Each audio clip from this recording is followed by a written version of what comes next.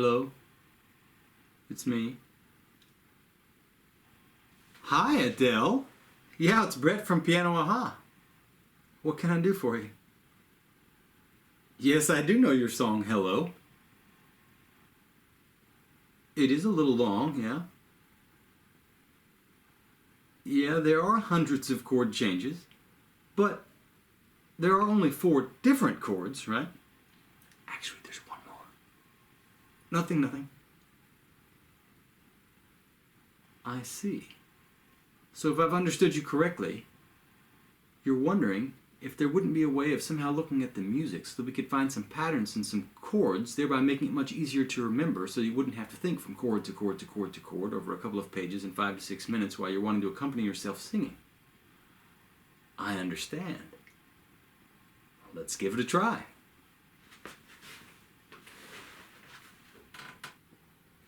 So we have the chords to Adele's song Hello here in front of us. We see many chords, F minors and E flats and A flats and D flats all over the place here. And we have an intro and a verse. What else do we have? We have a pre-chorus and a chorus and a verse, and we have a bridge here.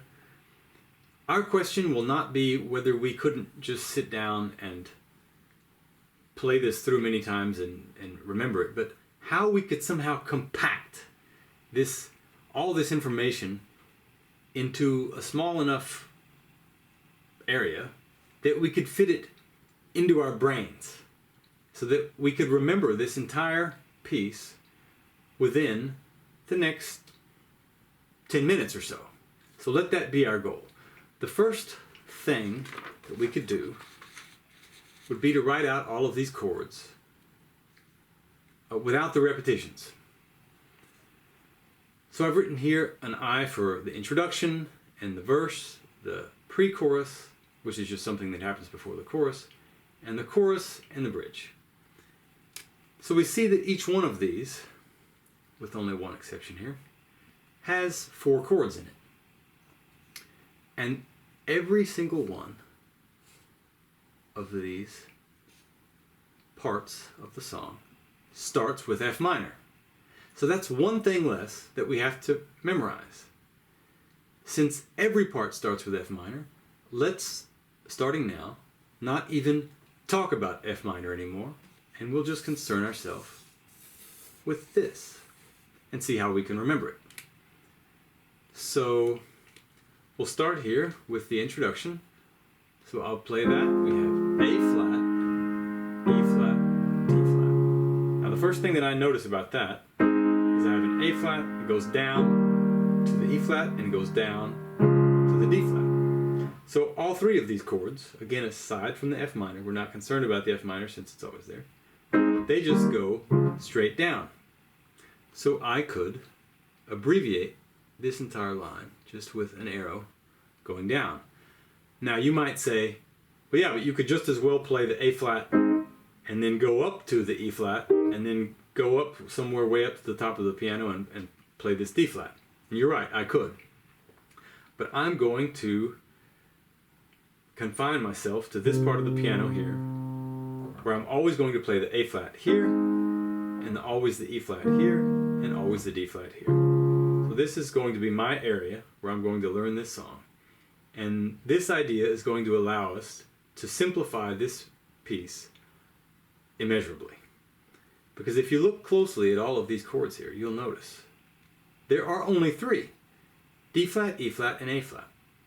And so if we confine ourselves to this area, all we have to do is remember where the chords go up or where they go down. And I might add that for these 3 chords, there is one characteristic that all 3 of them have in common. That is, each one of them has a white key in the middle and 2 black keys on the outside. And if you're ever wondering which white key you should play, if there's an option, you always take the upper one. So let's continue and look at the verse. Again, aside from the F minor, we have A flat, E flat, D flat. The same thing. It also goes down. If we look at the pre-chorus, what do we have there? F minor, which we don't need to talk about, and then E flat, D flat. It also just goes down.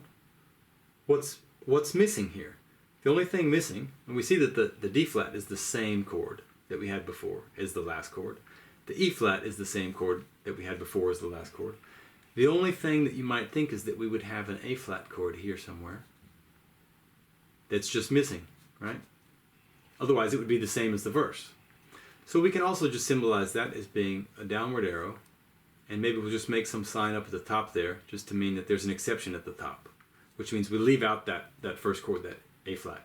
In other words, the pre-chorus would be, instead of F minor, A flat, E flat, D flat, it's just F minor, we leave out the A flat, and then we have A flat, D flat.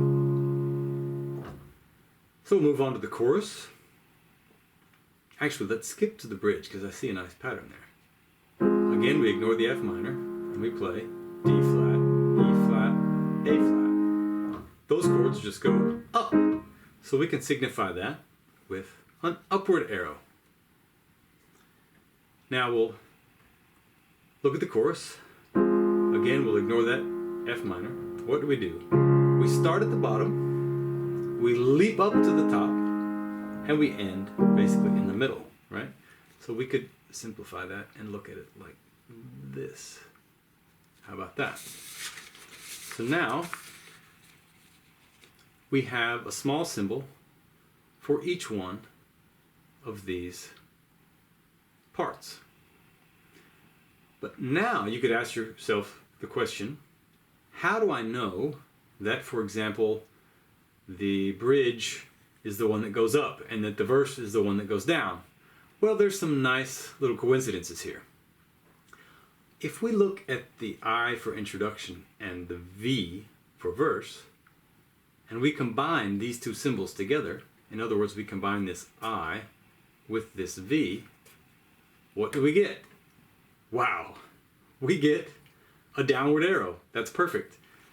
So all we have to do is remember that trick, and we've already got the introduction and the verse.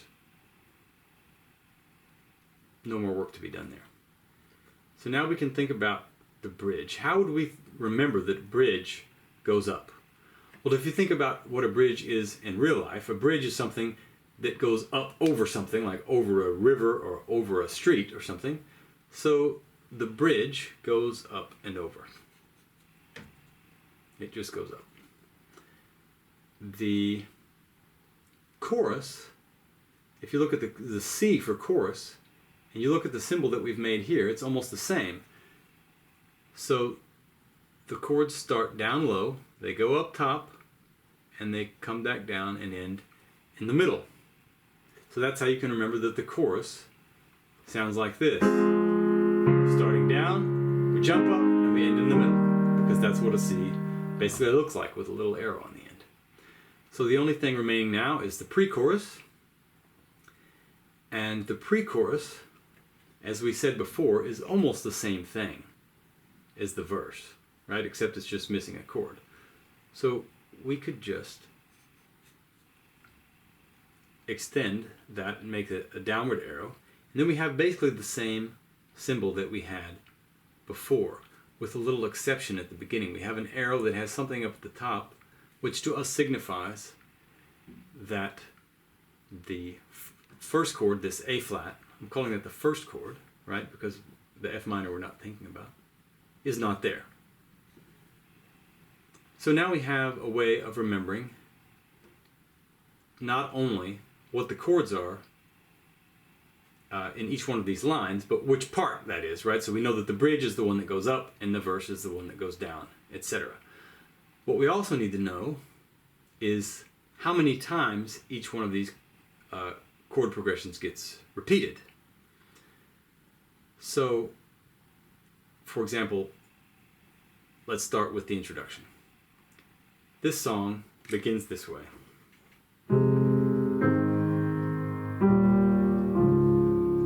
Hello, it's me. We heard this introduction just once, right? We just heard these chords one time, and then the song began. So we'll write a 1 here, since those chords only have to be played once. But what about all of these other parts, about the verse and the pre-chorus and the chorus and the bridge? How often do the chords get repeated? Let's just say that the normal case would be that everything gets stated 4 times. So in other words, the verse would be, that's 1 time through,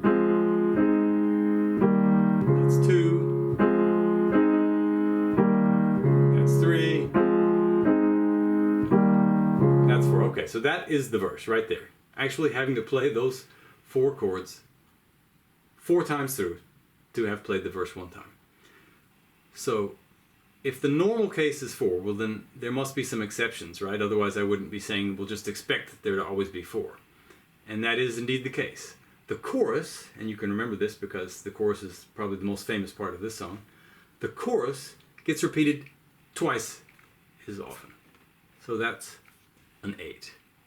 And again, you can remember that since that's the catchy part of the song, that's the part that everyone's going to have in their ear after they hear this song. So let's say, well, that's the reason why we can remember that gets repeated 8 times instead of 4 times. And the pre-chorus is just something that comes before the chorus, right?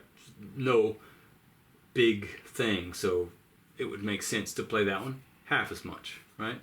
So for one of the things, we repeated it twice as much, and for the other one, we played it half as much. And again, the introduction is just once, because the song begins after a very short introduction, so that's not hard to remember.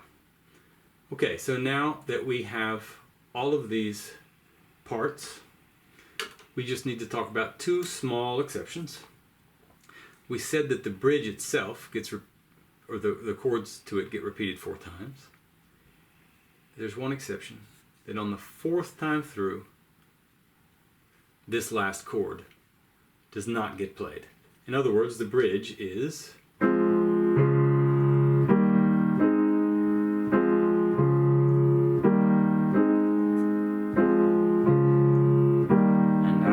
time it's going to be different. That's all. So the last time, the last chord is left off. And in the pre-chorus, we also have an exception. We actually throw in another chord there, a C minor. I'm going to write that in with a 1. So the very first time, the pre-chorus is only played twice, and the first time we insert a chord in there. And then the second time, it's just as I have written. In other words, the pre-chorus sounds like this.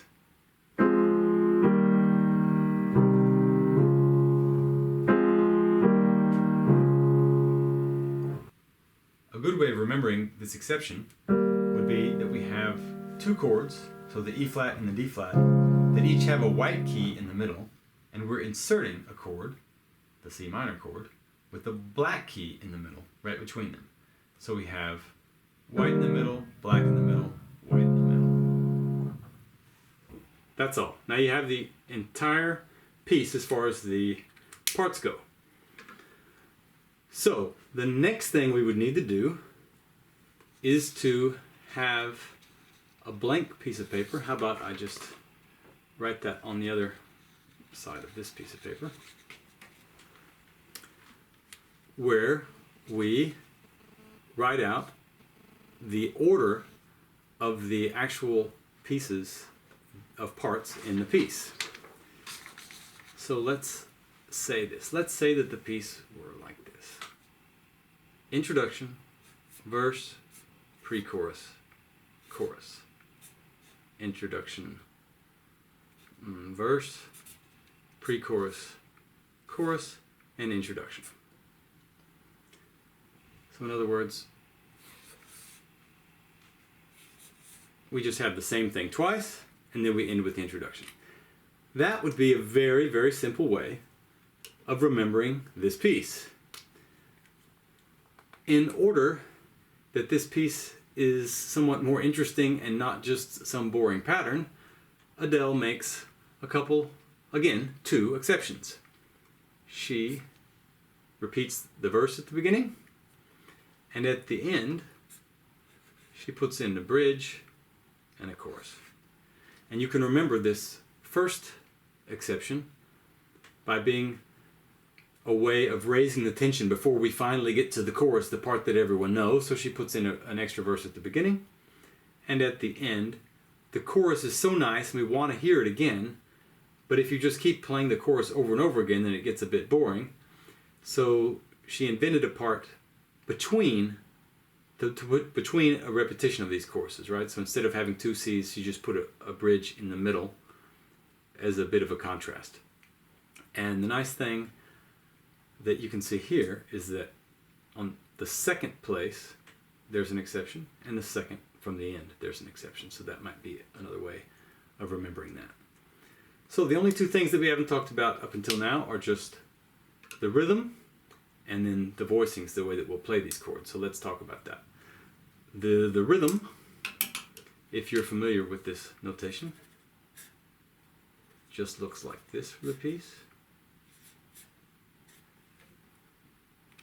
And that goes basically throughout the entire piece, so that sounds like this.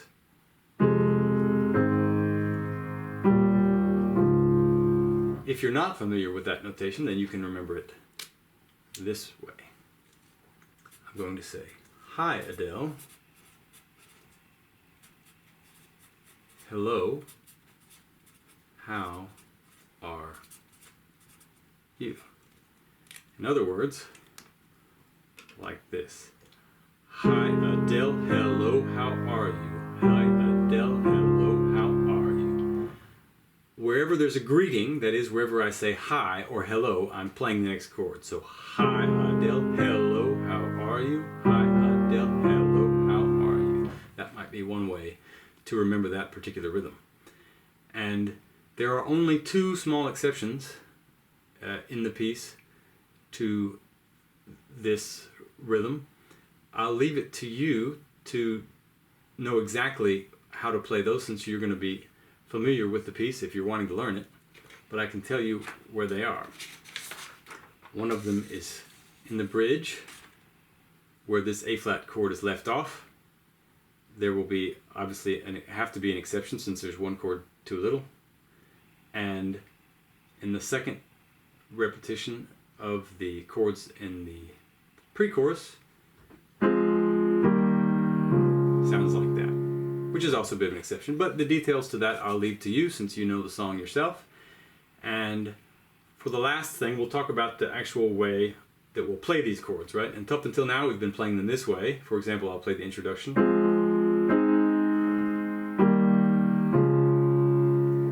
That might not be the fullest way to play them. We could play them an octave lower, which certainly sounds fuller, but it might sound a little muddy. So a nice way of playing this song is to do the following. We will indeed play them an octave lower, but we'll take the middle note, the third here, and we'll raise it up an octave. That gives a really nice sound. The next chord would be A flat. We'll take this third up an octave higher. The next chord would be an E flat. We'll take that one up top. And the next one would be a D flat chord. So that sounds like this. And if you do that same sort of thinking throughout all the different parts, it will always sound quite nice. So did you get all that? Good. Any questions? Right, the ending. That's right, we didn't talk about that, did we? Right. Guess what chord comes at the end? That's exactly right. The same chord that came at the beginning and at the beginning of every single section of the song. F minor. That's right. So just get through the entire song and then play F minor and you're done. Right, some practice tips. Okay, I'll give you 3 tips. First one, take a pen and paper and just try to write out the form of the song. So the I, V, P, C, etc. with the exceptions. And then try to write out each section as well. So try to write out the chords to the bridge and to the chorus, etc. So the second tip I would give you is to sit down at the piano and disregard the tempo and the rhythm and just see if you can play through each section very quickly to see if you've understood it. For example, if you wanted to play through the introduction, you would play, and if you wanted to try the pre-chorus, for example, right, yeah, that's just so, to make sure that you're seeing each part as a whole and not thinking from chord to chord. Right. So, as a third tip, I would say just have the music playing in the background and see if you can play along, even if just with one hand. Sounds like a plan. Yeah, you can call anytime. Until then. Me too. Okay. Happy AHAs. Me too, Adele. Bye-bye.